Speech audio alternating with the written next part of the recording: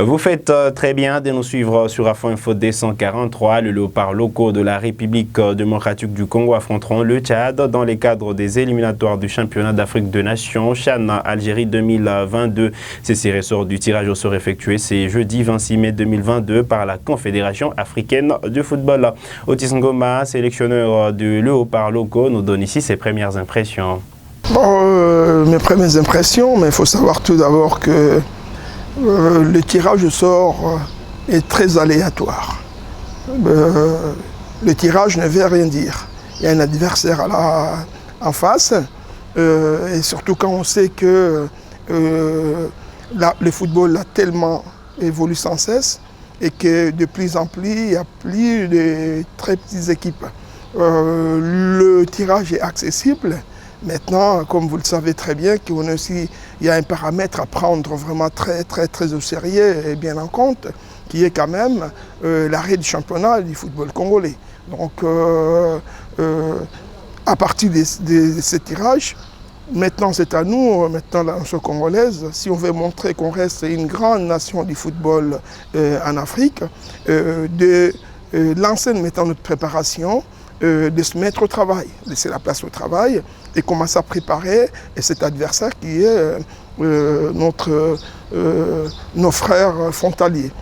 Quand on s'est dit que le Tchad est faible, alors que nous, ça fait 4 mois, on n'a plus jamais joué dans un championnat quelconque, il y a un problème de rythme, il y a un problème de compétition, il y a un problème de désentraînement qui arrive, et on ne connaît même pas notre adversaire, qu'est-ce qu'ils ont fait depuis tous ces temps-là, s'ils sont en forme ou pas. C'est que moi, je peux retenir que la Guinée équatoriale, quand même, c'est une belle nation qui monte, mais le Tchad, l'année dernière, il y a 2 ans, avait fait 3 buts partout contre la Guinée.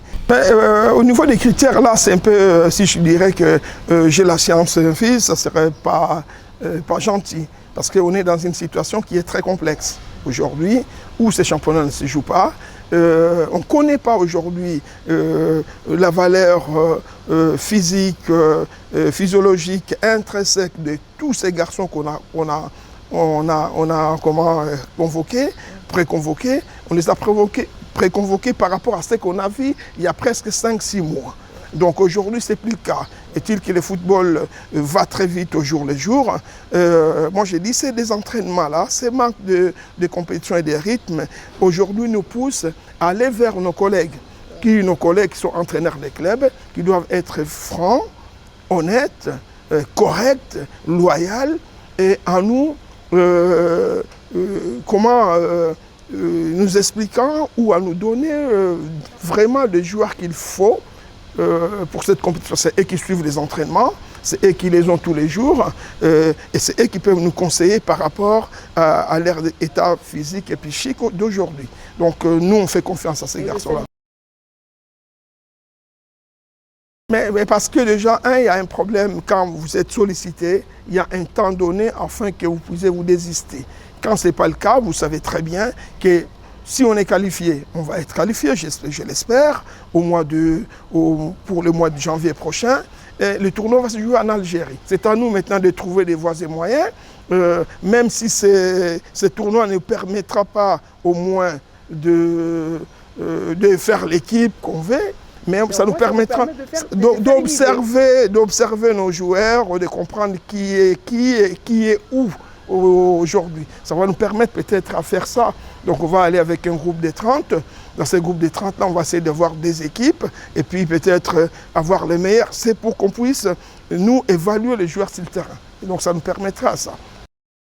Allez, c'était là Otis Ngoma, nouveau patron de l'encadrement technique de léopard locaux. Il faut noter que le match aller aura lieu en déplacement donc sur la pelouse du Tchad entre le 26 et le 27 août prochain, alors que la manche retour est prévue entre le 2 et le 4 septembre. Ce sera à Kinshasa, au stade de Martyrs. Que faut-il faire pour que les léopards arrachent leur qualification sans autant des difficultés? Réponse avec notre analyste sportif, Michael Louroma.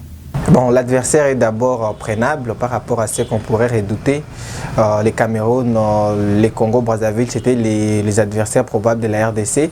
Heureusement pour nous, on a hérité d'une équipe tchadienne qui n'est pas beaucoup plus connu sur le plan continental. Si on voit l'histoire du Chan, le Tchad n'est pas vraiment un grand adversaire comme on pourrait redouter le Cameroun ou encore le Congo-Brazzaville qui sont des habitués de la compétition. Donc pour moi, le Tchad, c'est un adversaire qui est prenable, que la RDC peut facilement jouer pour la qualification. Il faut d'abord prendre l'adversaire au sérieux, considérer les 2 matchs comme des finales parce que ça va se jouer en aller et retour. Négocier bien le match aller parce que la RDC va commencer à l'extérieur, jouer très bien le match aller et puis le match retour à Kinshasa, essayer de valider la qualification. Donc de le match aller, comme en Afrique, la règle du but marqué à l'extérieur est toujours d'actualité. Il faut marquer à l'extérieur et puis à la maison, il faut voir comment conserver les scores du match aller. Ça, c'est le premier point. Et le deuxième point, c'est la préparation. Il faut bien préparer les joueurs. C'est une compétition réservée aux joueurs évoluant au pays.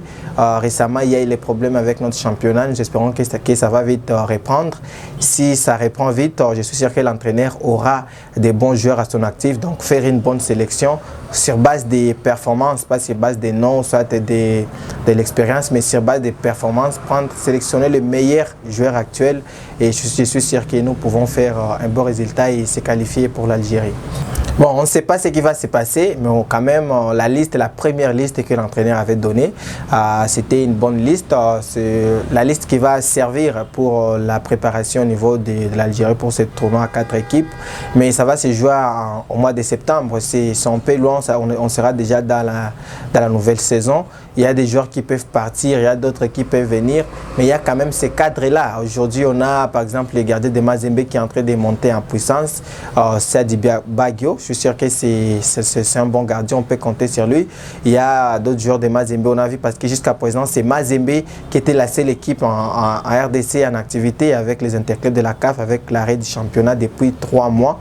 Je suis sûr qu'avec la reprise du championnat, on pourra maintenant avoir l'idée sur quel joueur il faut miser, mais quand même on a des bons joueurs. Espérons qu'ils ne vont pas partir. Des joueurs comme des Glody Lille pour des clubs, ils ont fait une grande saison. Il y a des Emanga Sose et des Mazembe, ils ont fait des bonnes saisons. Mika Miché, des Loupopo, nous espérons qu'on aura une équipe compétitive capable de ramener la RDC à Sichan. Et non, il n'y a pas vraiment à craindre quand on dit Otis Ngoma dans le football congolais, ce n'est pas un nouveau nom. C'est un entraîneur expérimenté. Nous avions tous vu ce qu'il a fait avec les différents clubs du pays, notamment à DSMP. Il a déjà dirigé l'équipe nationale A de la RDC. Il faisait partie du staff technique de Robert Nouzaré. Donc c'est quelqu'un qui connaît très bien le football congolais et nous sommes sûrs et certains que ça ne va pas causer de problème. Avant lui, il y avait bien sûr Mouni Zahira comme sélectionneur. Il n'avait pas réussi, certes, mais on ne peut pas se baser sur cette mauvaise expérience. Ça peut aussi donner les fruits parce qu'avant Flora Ibenge, il y avait Santos Moutoubilé. Il avait gagné la première édition, mais les éditions suivantes, il avait échoué. Flora Ibenge est venu aussi, il avait gagné l'édition de 2016. Après lui, c'était Mouni Zahira qui a pris la relève, il a échoué. Flora Ibenge est revenu lors de la dernière édition. Il n'a pas aussi réussi, il a aussi échoué, il s'est arrêté en quart de finale. Nous espérons qu'avec Otis Ngoma, c'est quelqu'un qui connaît le football congolais, qui connaît bien les joueurs congolais, les dirigeants, il connaît bien l'équipe nationale. Nous espérons que son expérience peut amener quelque chose de plus pour cette équipe de la RDC. Ça sera une nouvelle génération. Nous espérons que le Tchad ne sera pas vraiment un couac pour l'équipe de la RDC. Nous espérons qu'avec Otis Ngoma et son staff bien garni, les joueurs qu'il va sélectionner vont donner quelque chose de bon et la RDC pourra nécessairement jouer cette phase finale.